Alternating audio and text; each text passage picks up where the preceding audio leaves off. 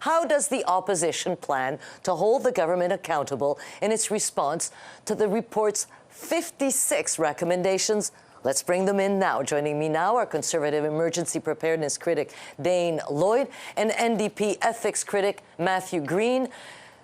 Thank you, gentlemen, for being there. Happy Friday, and a big Friday it is. Let me start with you, Dane Lloyd. The government said they, reluctantly used this. The judge reluctantly said that the use was that was the tool they had to use. Give me your reaction to this. Does this clear the government? Was the government justified? It seems that it was, but ish. Yes, well, I'm not surprised that the report came down the way it was. I think Justice Rouleau acknowledged that reasonable people could have come to a very different conclusion than his, using the same evidence that he used.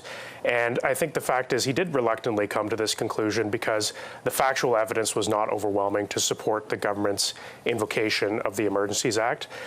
Some really key points, I think the government failed on a number of points. The Prime Minister, the Commissioner noted that the Prime Minister's comments about a small fringe minority really energized and hardened the resolve of some of the protesters to come to Ottawa and increased mistrust in our government at a time when we needed government to be engaging with all Canadians to come to a resolution before this came about. On that thought, which I find really interesting, parallelly is the support that your party gave the occupiers or protesters, we don't even know how to call them anymore. Did that also embolden them and sort of inspire them to stay a little bit longer? Don't you see a parallel between the two, the Prime Minister, sort of being quite insulting perhaps, but at the same time your party being so supportive of them? Yes, well, it's not the role of the official opposition to condemn lawful protesters, and I think the Commissioner noted that the vast majority of the protesters who came to Ottawa and were protesting were lawful, peaceful protesters. Was there a concern about extremists? But it became unlawful and became an occupation. Was there a concern about the extremists? The same peaceful ones. Absolutely, and we never condoned lawlessness in the city of Ottawa, and we never condoned lawlessness at our borders. In fact, we condemn those things. Our leader, Pierre Poilievre, condemned those things. But if you are pushing these people to the fringe, if you're not open to engaging with these people, then there would be no way to resolve this except for using an extreme measure like the Emergencies Act. And I think the lesson learned here today is that we don't want to get to that point in the future. Mr. Green, I want to bring you in. So there are recommendations here. Are you going to hold the government accountable? Some of the recommendations, I'm going to repeat them because it seemed that I thought we already had this in our country.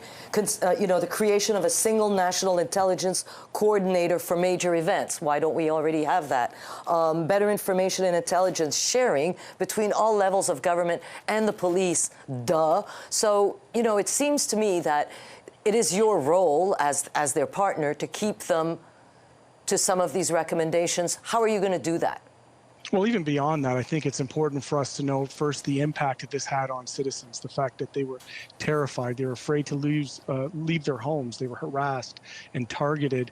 This was a failure, and Justice Rouleau identified this. This was a failure of policing. This was a failure of all levels of government, municipal, provincial, and federal levels of government to coordinate and provide basic public safety for the nation's capital and for communities across the country. And I think it's our role to not just adhere to the recommendations that have been put forward by Justice Rouleau, but more importantly, to take his report, his commission's report, as a warning. Indeed, all Canadians should take the words of this report as a warning that if we don't heed the issues that have been raised around the failures of policing, if we don't come to better political processes with a clear line of chain of command with higher thresholds and better definitions, we will absolutely be back in this same place again.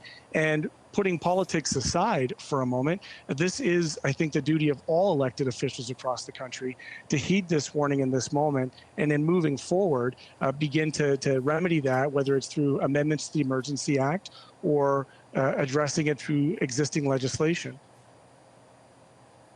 So it ended peacefully at the end. There were no incidents, no injuries. Would you say that that's a win for the government? I don't think there's any anybody winners here. won in this scenario, and I think that it's important that while we can note that there wasn't any physical violence, harm was caused. Harm was caused to communities, communities in Ottawa and communities across the country. Certainly, there are grievances within this populist movement that are economic and socio-political in nature that need to be addressed. Justice Rouleau goes at great length to detail the history of the movement and the players that were involved, but this is beyond any individual person within the context of this collapse and failure within Canada. Well, then let me ask you then. Is it that nobody understood what was coming to Ottawa? Was everybody so out to lunch, so to speak, that when they arrived, it was like, what is this? Who did not understand what it was? Sorry, I'm asking Dane that question. Sorry. How is it that nobody seemed to, not the police, not the levels of government, to understand what was coming to Ottawa? Well, I think we'd seen trucker protests come to Ottawa before. We had the United We Roll protests back in 2019.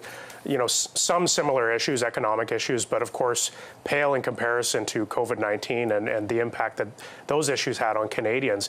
And so I think most people expected that these protests would come to Ottawa for a few days and that the protesters would leave. And I don't think people understood that there was a determination by protesters to stay. And I think that determination especially became hardened when it became clear that the government would seek to antagonize these protesters by calling them a small fringe minority and by just refusing to engage in any way, in any good faith, not necessarily, having meetings with the protesters, but at least showing as a government that they were listening to the concerns of Canadians who were very frustrated coming out of a very divisive 2021 election about COVID-19 mandates and the impacts that were having on ripping families apart, taking away people's economic livelihoods.